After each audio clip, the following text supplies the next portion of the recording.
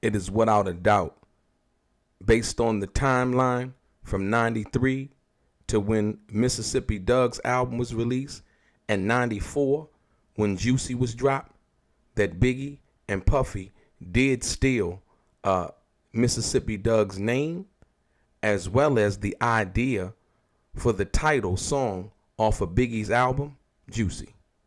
Let's get into these facts. Let's get into this straight game. Life is like those cards. It's not what you dealt, but how you play it.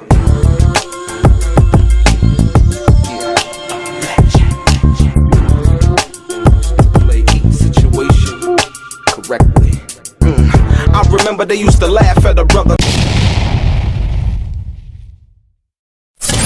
Welcome back, guys. Welcome back. It's your boy DELRAY Richardson, platinum artist, platinum songwriter, Straight Game TV.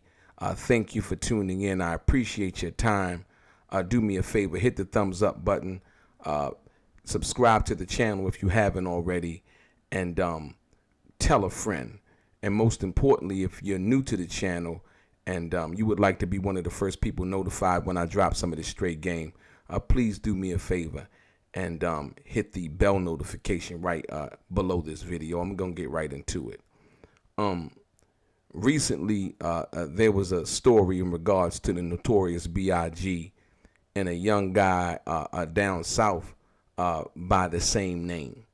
And the question was, do you think that Biggie stole this young guy's image, as well as his name, as well as the song, or should I say the idea for the song Juicy? And I want to go back to Tupac, because I had done a series of videos in regards to, Tupac helping Biggie out and looking out for Biggie before Biggie was well known and on the scene, as the Notorious B.I.G. Now, you got to remember first, he was going by the name of Biggie Smalls, right? So with that being the fact that he was going by Biggie Smalls, when he came out with his first record, his name was then the Notorious B.I.G., right? And so when you think about that, it's undeniable that they changed his name and that they got that name from somewhere. But what's most telling is the fact that not only was the name the same, but the track that the guy, the M2 made track that the guy had rapped on, Biggie had did the same identical track, as well as the same name. So if you ask me, did Biggie borrow, or I wouldn't say steal, but I mean you could say steal. You know what I mean? Yeah. Or hijack the guy's name and that track, I would have to say absolutely yes, he did. And so that goes back to what Tupac was saying, and like I say, hip hop is a competitive sport, if you will, if you want to call it that. And I go back to Tupac saying, when Tupac said, "It's all about Versace, you copy my style." You know what I mean? 5 shots couldn't stop me, I took it and smile. Or drop me, I took it and smile.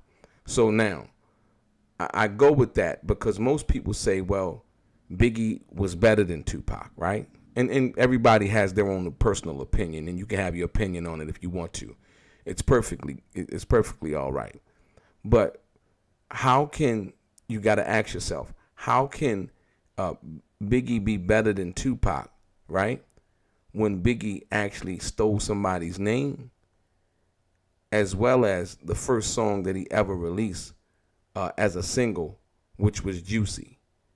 He stole the whole concept.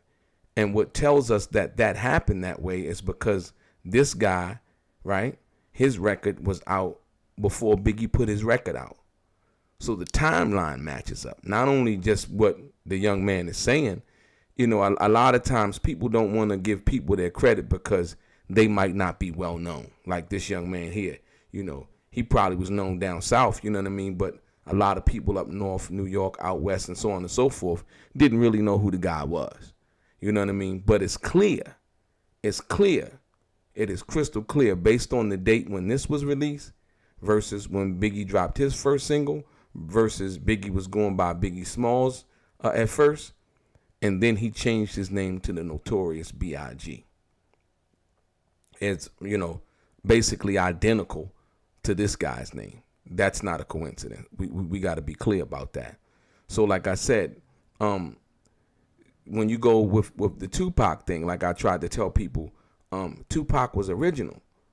You know what I mean? There was nothing carbon copy about Tupac. That's why so many people like to, claim they the new Tupac, the next Tupac, and so on and so forth, because of his authenticity. And so that's the thing that I'm talking about. You got to take into totality the difference between Biggie and the difference between Tupac, right? And the fact of the matter that before Biggie was even known or on like that and known worldwide or, throughout the tri-state area like that, Tupac had him on tour with him, opening up and doing shows with him. You understand what I'm saying? And so, like I said, Biggie was dope. Don't get me wrong. Biggie was fly. He was show enough about that work. You know what I mean? And like I said, you can take nothing away from Biggie, but you cannot deny that Biggie got that name and the idea for Juicy from that guy. It's too much of a coincidence. It's Notorious B.I. and then Notorious B.I.G. and Juicy's your first single. It's like a match made in heaven. And that also goes to show you that the marketing and the promotion of a big label or having the machine behind you, right, where you can kind of smother a lesser known artist and people would never find out about where Biggie had really got that name from and where Biggie had really got the idea for that first single from.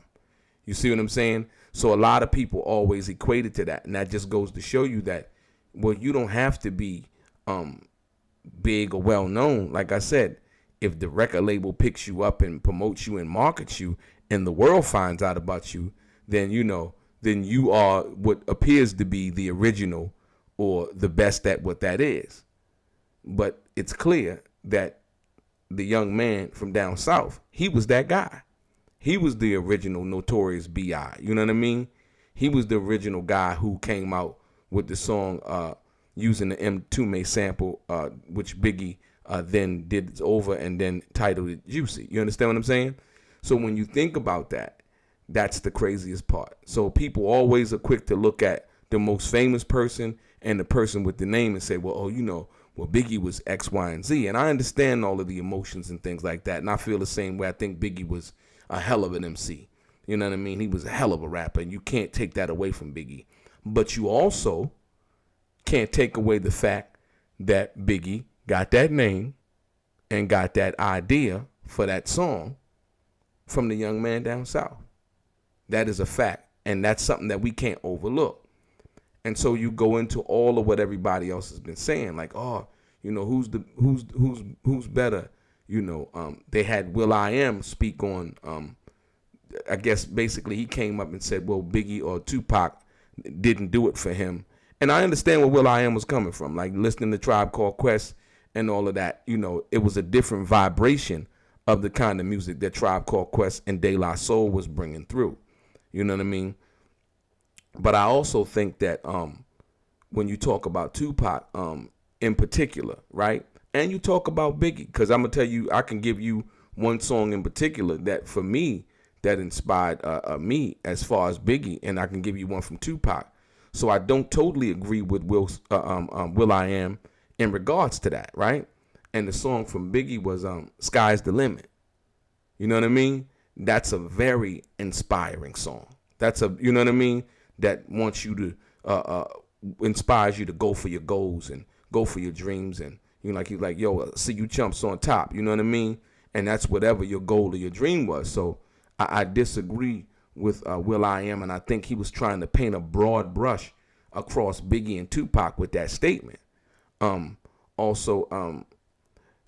Tupac, let's go with Me Against the World, right? Very inspiring song. He says it's just me against the world. You know what I mean? And a lot of times for people who feel like that, it is just them against the world. They have that feeling. And Tupac is basically saying, never give up. You know what I mean? Never forget about your goals and your dreams. what do you say? When in the position of making the difference, politicians and hypocrites, they don't want to listen. It was nothing like the game. It's just me against the world. You know, this is the same thing that we're dealing with in these crazy times right now, dealing with politics, dealing with, you know, the January 6th and all of that stuff, you know? And so I would have to beg to differ with will.i.am. And like I said, I don't think that when he did that that interview that he was challenged enough in regards to what that really meant, and what he was saying in regards to that. But I do understand it was how he personally felt, how it affected him. But when you talk about the in-depth statement or looking at the facts of the matter, you got Sky's the Limit from Biggie. You got Me Against the World from Tupac. You got Dear Mama.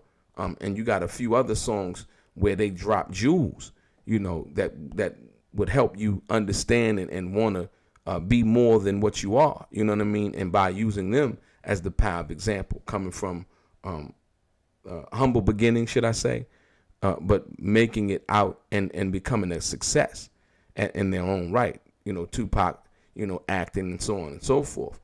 So, yeah, I just wanted to deal with those two subjects, if you will. But like I said, when you go back to what that was in regards to the story about the young man from down south and Biggie taking his name, as well as the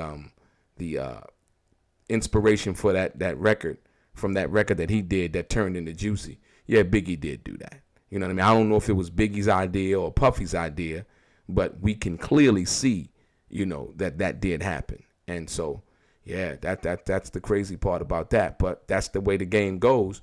And like I said, for Tupac saying the same thing about Biggie, you know, and the song, you know, hey, it's all about Versace, you copy my style. You know what I mean? Listen to his record, Tupac said, you know. First he was talking about murder, this, that, and the other. Now he's talking about Versace and wearing all of this, that, and the other, because he's seen me wearing it and rocking it and talking about it from that perspective. So I think hip-hop is one of those things where you do borrow some stuff.